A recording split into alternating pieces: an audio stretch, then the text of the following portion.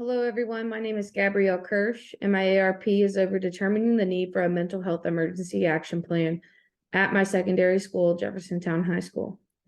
I first want to thank Dr. Kenny Lamb and Dr. Nikki Harris for all the time and advisement that they gave me for this project.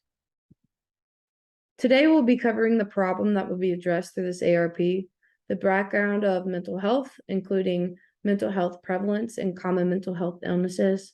Next, we will discuss the approach taken on how the need for this mental health EAP is essential.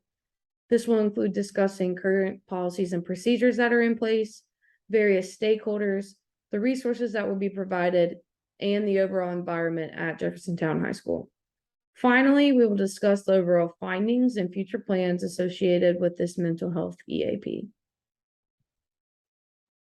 The purpose of this special project is to examine the need for a mental health EAP at Jeffersontown High School and provide education for the athletics department and school faculty in case of emergencies or mental health concerns. The long-term objective is to develop a plan that can be presented to stakeholders and implemented in the near future. The local problem that this project addressed is the lack of a mental health EAP, resources, and services offered to students if they are struggling with their mental health. There were no policies in place at the state or local level for mental health emergencies at secondary schools. Mental health concerns are rising within our youth and within athletics, so it's important to have a plan in place. Mental illness includes our emotional, psychological, and social well-being. It affects how we think, feel, act, and helps determine how we handle stress, relate to others, and make choices. Mental health is a common illness that can affect anyone regardless of age, gender, sex, or ethnicity. As athletic trainers, we are in close contact with patients and athletes and are in a unique position to notice changes in their behavior that could indicate a mental health concern. Athletic trainers can help by making sure that we're providing adequate follow-up care and support to patients, including an alliance with other providers that's essential and successful treatment for the patient. Not only is mental illness common in the adult population, but 1 in 5 children ages 6 to 12 currently have or will have at some point in their life a serious debilitating mental illness. Working at a high school, it's important to know how mental illness affects the adolescent population ages 13 through 18 and how debilitating it can be not only on a regular student, but athletes as well. There are many types of mental health disorders with almost 300 conditions in total. Mental health is a rising concern not only in the adolescent population, but more specifically within adolescent athletics. The most common mental health concern in athletes are depression, anxiety, bipolar, suicidal ideations or intent, substance use, and disordered eating. Depression is a common but serious mood disorder. It causes severe symptoms that affect how you feel, think, and handle daily activities, such as sleeping, eating, and working. Anxiety is another common condition that's an emotion characterized by the feelings of tension, worried thoughts, and physical changes that usually have recurring intrusive thoughts or concerns. Bipolar is a mental disorder that causes unusual shifts in mood, energy, activity levels, concentration, and the ability to carry out day-to-day tasks. It's characterized by episodes of extreme highs and extreme lows. Suicidal ideations are thoughts about engaging in suicidal behaviors. Substance use is a mental disorder that affects a person's brain and behavior, leading to the inability to control their use of substances such as illegal or illegal drugs, alcohol, or medications. Athletes are less likely to elicit substance use than non-athletes. However, substance use is still a common concern. An eating disorder is a common but unique mental illness that results from a complex combination of genetic susceptibility, personality, sociocultural, and interpersonal factors. The main characteristic that all eating disorders have are centered around food behaviors. There are 12 types of eating disorders, but females are more frequently associated with them than males. Now that we have some background on mental health, let's dive into how awareness was raised for a mental health EAP. As stated before, there are currently no policies and procedures at the state or local level for mental health emergencies at the secondary school setting. There were general National Athletic Trainers Association guidelines, but nothing descriptive or in writing at these subset levels. However, the NATA developed position statements in regards to mental health and disordered eating. Athletic trainers can identify red flags, as well as provide the opportunity to be an advocate for the welfare of the individual with the mental illness. In regard to the mental health position statement by the NATA, it breaks down on a further level recognition of emergency situations. The two situations were potential violent and non-violent situations and how to handle them. It's essential that all administration at the school implement the same school policies and procedures related to mental health. With a policy in place for mental health emergencies, ramifications and legal issues that occur without a mental health EAP in place diminishes or ceases. Standard of care is a legal duty to provide healthcare services consistent with what other healthcare practitioners of the same training, education, and credentials would provide under the circumstances given. The overall well-being, safety, and health of the student athlete is priority, and this mental health EAP in place would diminish or cease all these emergencies. The next step was to review the environment of Jeffersontown High School. Jeffersontown High School consists of two separate buildings, the main school building and the gym building, and 5 additional outside venues that consist of practice field, football field, tennis courts, baseball, and softball fields. The figures shown in the next slides will show the layout of the campus at Jeffersontown High School and the fact that there are multiple venues and buildings to consider in the creation of this EAP. The next step was to collect feedback from the stakeholders involved in this EAP. Conducting this project meant multiple personnel are involved in the process.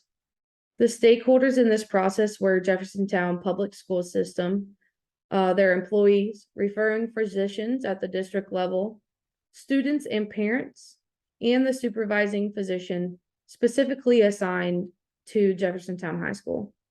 Each stakeholder played an important role in the development and execution of the mental health EAP. Finally, it was essential in creating resources for parents, students, faculty, and staff to have any time of the day. These resources included contact lists for hotlines and chain of command for emergencies, handouts for parents and students, along with flyers that will be placed around the school for students and staff to use to refer for further mental health assistance. This would include a link to the mental health practitioner to set up an appointment. The NATA released a consensus statement specifically for psychological concerns at the secondary school level to raise awareness and provide education for the high school administrators, guidance counselors, athletic trainers, and parents of the individual or individuals with mental illness. Although these are not set guidelines that are used at my high school, they are guidelines that were used to implement and construct a mental health EAP to not only help athletes with mental illness, but to put students' safety and well-being first. As you can see, there are a list of guidelines developed by the NATA to help with mental health issues. The purpose of this statement is to raise awareness and provide education for the high school athletic trainer, coach, administrator, guidance counselor, and parent of the prevalence of the mental health issue in the secondary school athletes. The link that you see at the bottom of the screen provides direct access to the PDF version of the position statement. This figure shows the campus map of Jeffersontown High School. These buildings and venues are where a mental health emergency can occur on my school campus. In total, my high school services roughly 900 students, 250 of which are athletes on 13 different sports teams. Numerous resources were needed to construct a mental health emergency action plan. The first was a reference of all referring locations and healthcare professionals that specialize in each mental health domain. This was an essential part for creating these policies and procedures manual for the high school. The second resource was an outline for the school staff and administration on how to recognize and handle a mental health issue based on the type of crisis, emergency versus non-emergency. This included a contact list for hotlines, personnel, along with local and school officials. Finally, along with the handouts that are easily available daily, another resource was needed and is already in place by the mental health practitioner, which was the use of a referral system to the mental health practitioner on campus. Stakeholders are important in any process, as each person brings a different outlook on the project at hand. For the creation of this EAP, there were multiple stakeholders involved at the local and state level. At the local level at Jeffersontown High School, stakeholders included the student and their family and the school staff. Staff included athletic director, principals, athletic trainers, coaches, school counselor, school nurse, and the school mental health practitioner. At the state level, this included the supervising and referring physicians, along with hospitals and clinics where the students would be referred to. The role of the athletic trainer in this project was to be the project leader and develop, consult with staff, and implement the mental health EAP for Jeffersontown High School. The school counselor and school mental health practitioner were vital team members with referring, consulting, and assisting students during school hours or whenever a mental health issue was reported. This is an example of one of the resources that was a result of the mental health EAP. The student flyer will be given to parents at orientation when students receive their school schedule for the year. It will also be posted in multiple locations around main campus building, small gym, and large gym locations. It will be used if the student wants to schedule an appointment with the mental health practitioner to talk about their concerns. This flyer will also be on the school website, newsletter, and social media accounts. It contains positive reassurance that it's okay to talk and ask about your mental health, top mental health disorders, and that you're not alone with your mental health. All the students, parents, or staff has to do is scan the QR code at the bottom right of the page, which will then take them to a link to schedule an appointment with the mental health practitioner on campus. This is a brochure of another example of a resource that will be targeted more towards parents and staff at Jeffersontown High School. This brochure will be given to parents at orientation when students receive their school schedule for the year. It will also be given again if the parent, teacher, administration, or coach has inquired about the student's mental health or a mental health emergency occurs. It will be given in person during orientation and by email, and then posted on Blackboard if other instances arise. The brochure contains contents pertaining to common mental health disorders, community resources, and how you can help your child at home. This brochure will also be on the school website, newsletter, and social media accounts. The end goal of this ARP was to develop a plan to create a mental health EAP for Jeffersontown High School. The plan was informed by collecting feedback from stakeholders who were essential in this process. The overall response rate from all stakeholders was that a mental health EAP is essential for providing the highest quality of care for Jeffersontown students. There was a significant positive correlation in support of creating this EAP and implementing it in the near future. As you can see from the table, over 30 stakeholders were in support, including healthcare and non-healthcare related individuals. Concerns were expressed by school staff about who would lead the contact in case of emergency and not emergent situations if the person of contact was not present at the time. When asked about potential blind spots that were missing, one stakeholder brought up the fact, what happens if the emergency happens in front of a group of students? Would I still follow the chain of command? And how do I take care of my other students while this emergency is occurring?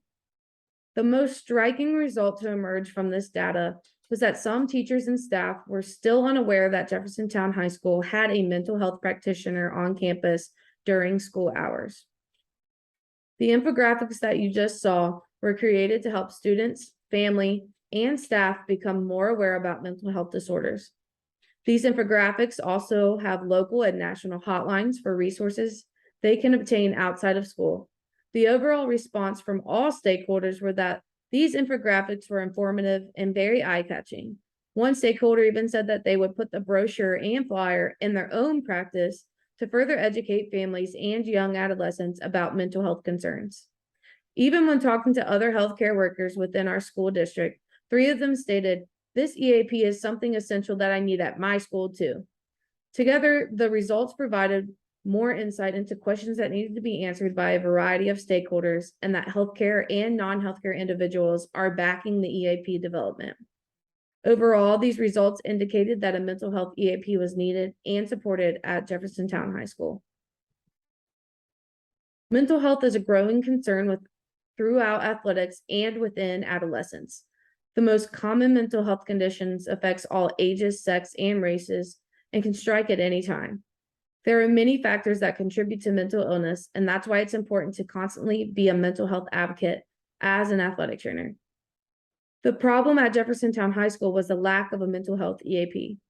There's lack of guidance at all levels for managing mental health concerns from the legal standpoint and planning aspect. There should be more direction regarding mental health in Kentucky, the KHSAA, and at the county level through JCPS. Taking action against mental health could be the first step in saving a life, and the first step is making sure that Jeffersontown High School has a plan in place in case a mental health crisis occurs. After conducting this ARP, it was found that administration, staff, and supporting staff were all in support of developing a mental health EAP for Jeffersontown High School. Although there were many questions, it was clear that the mental health was important and a prioritized topic. The overall outcome of this special project increased the health and safety of the students and athletes at Jeffersontown High School. By educating school employees on how to identify mental illness, it assists students in getting the appropriate resources they need before moving off to college. As athletic trainers, it's especially important to be aware of mental illness because of college athletes who have suffered from injuries, 51% end up developing depression. Creating an EAP at the high school level developed to wear awareness of mental health within the local community and created a push for other high schools in Kentucky to implement their own mental health EAP at their institution. The next step with this ARP is to help other schools locally develop and implement a mental health EAP at their school. Mental health is an uprising issue for every age, and having an EAP in place at more high schools will help decrease emergencies and provide further education about mental health within the state of Kentucky. At Jeffersontown High School, the next step is to put this plan into action by developing educational training for coaches, staff, administration, and volunteers who may be involved in a mental health emergency at some point on campus. The type of educational trainings will consist of a PowerPoint presentation about different mental health issues and how to identify certain behaviors and topics of that illness. The mental health habits and behaviors will be identified through implementing mock scenario situations. In these mock scenarios, the coaches, staff, and volunteers will experience firsthand what it's like to handle a mental health emergency. These presentations and scenarios are important for the long-term goal of the project so everyone knows how to handle and implement the EAP to the real world. Being educated about mental health disorders and how to act accordingly during a mental health crisis could increase awareness but potentially save a life. In 2024, I plan on showing how Jeffersontown High School has benefited from a mental health EAP and will encourage the production of a mental health EAP at other JCPS schools. Statistics of a decrease in mental health emergencies, the use of a mental health practitioner, and the number of people at the educational trainings will be provided as evidence for the development and implementation of the mental health EAP at other schools. In order to show statistics regarding the number of mental health opportunities and appointments made by the mental health practitioner at school, along with many emergencies that occurred and how they were managed using the mental health EAP in place. The long-term goal is to make mental health a priority at all JCPS schools and raise awareness and the standard of care provided to students suffering from mental illness. Thank you for attending my presentation today. And again, I want to give another thank you to Dr. Kenny Lamb and Dr. Nikki Harris for all their support. Thank you and have a great day.